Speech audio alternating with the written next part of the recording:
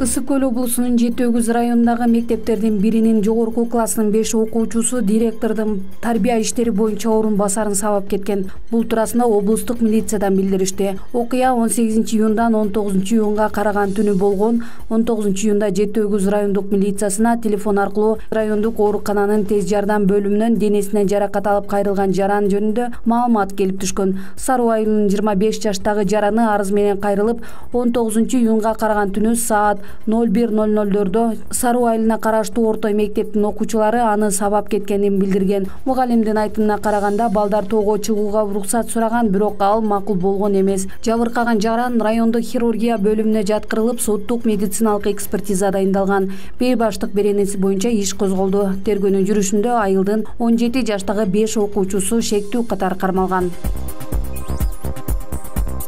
Өкмөт Манас жана Ош эл аралык аэропорттору 30 жылга туркиялык компанияга сырткы башкарууга бергени жатат. Бул тууралуу депутат Жанар Акаев парламенттин 30-июндагы жыйынында айтты. Акаевдин маалыматы боюнча тийиштүү комиссия Тышкы иштер министрлиги бул улуттук кызыкчылыкка каршы келет деген терс корутунду чыгарып берген. Бирок ага карабай министрлер кабинети аба майданды сырткы башкарууга бергени турат. Ал бул маселе боюнча президентке атайын кат менен кайрыларын кошумчалады. Анткени Дүйнөлүк банк АФС менен келишим түзүп, ошонун алкагында ачык конкурс өткөрүлмөк деген сөз берилген.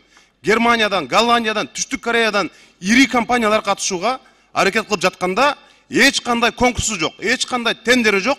Эки чоң аэропортубузду, стратегиялык объектибизди мына бергенин жатабыз. Бүт меморандум 2061 жылга чейин канчадан акча төлөп турабыз. Ошонун бардыгы жазылган мына каттар турат. Өкмөт аралык комиссия терс корутунду берген. Тышкы иштер министрлиги бул болбойт, улуттук кызыкчылыкка каршы келет деп терс корутунду бергенине карабастан, биздин министрлер кабинети бийлик ошол түрктөрдүн Ида Иншаат деген компаниясы менен эч кандай конкурсу жок туруп, аэропортторубузду карматканы калдык.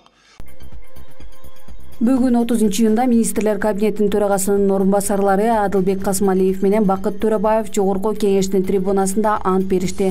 Антты кабыл алууга президент Садыр Жапаров да катышты. Айта кетсек, Бакыт Төрөбаев бул кызматка 31 мартта, ал эми Адылбек Касмалиев 17-июнда дайындалган.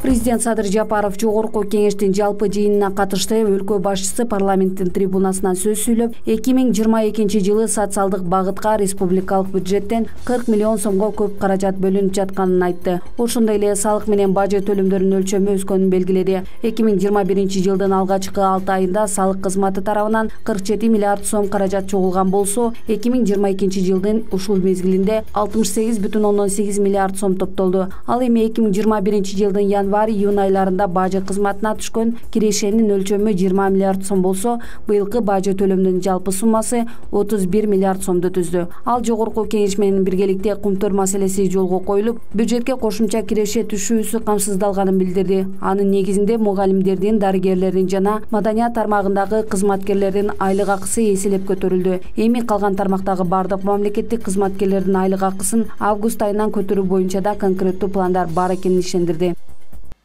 Ушул жерден дагы бир маселени айта кетейин, урматтуу депутаттар. Мына кечээ күнү эле дагы бир мыйзамдын долбоорун талкууладыңыздар. Бул капиталдарды легалдаштыруу мыйзамы болчу. Бул мыйзамды дагы сындап чыккандар болду араңыздардан. Мына бийлик, өкмөт ушу байларды, ичкен жеген мурдакы чиновниктердин акчаларын адалдаштырып берип атасыңар деп. Ооба, бизде өлкөбүздө 200дөн ашык байларыбыз бар. Башка өлкөлөрдө сыяктуу эле биздин миллионерлер бар, миллиардерлер бар дегендей. Бирок алар акчаларын чет өлкөлүк банктарда кармап жатышат. Кыргызстанда эмес. Чет өлкөгө барып, миллион, миллиардтаган долларларга завод, фабрикаларды куруп атышат. Былтыркы октябрь окуяларынан кийин колдон келишинче, өзүңүздөр билесиздер, эл дагы күбө, колдон келишинче алдын 2 миллиард, артын 100 миллион долларга чейин төктүрүп, колдон келишинче баарын алгандай болдук. Бирок дагы деле ошого карабастан дагы деле чет өлкөдө катып жаткан акчалар көп. Бул мыйзамдын максаты ошол катып жаткан акчаларды биздин Кыргызстанга алып келип, ушул мыйзамдын негизинде легалдаштырып алып келип, биздин банктарга салса, биздин банктар пайда көрөт.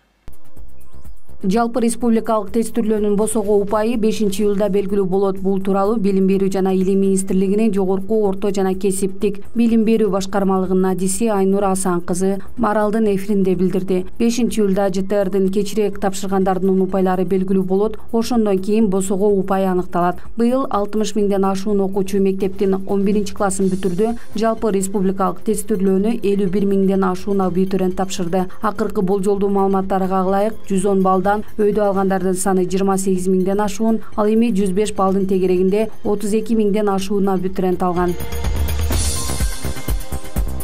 Эртең 1-июлда Бишкектин Ала Тоо аянтында чек талап кылып байге утубал лотереясынын биринчи утушу өтөт. Бул тууралуу мамлекеттик салык кызматы билдирет. Лотереянын шартына ылайык биринчи турда 2 автоунаа, 10 iPhone, 10 смартфон, 25 дана ар кандай тиричилик техникасы жана бизнес өнөктөштөр тарабынан берилген башка баалуу байгелер ойнотулат. Иш-чара саат 18:00 башталат. Саат 19:00 утуштар Ала Тоо 24 жана республикадагы регионалдык телеканалдар аркылуу түз алып көрсөтөт. Эскерте кетсек, 10 майдан бери республикада чек талап кылып байге утубал кызыктыруучу лотереясы өтүүдө. Бүгүнкү күндө лотереяга 60 миңден ашуун адам катышууда. Алар 3,2 миллиард сомго кассалык чектердин салык чек тиркемесинде сканерден өткөрүшкөн.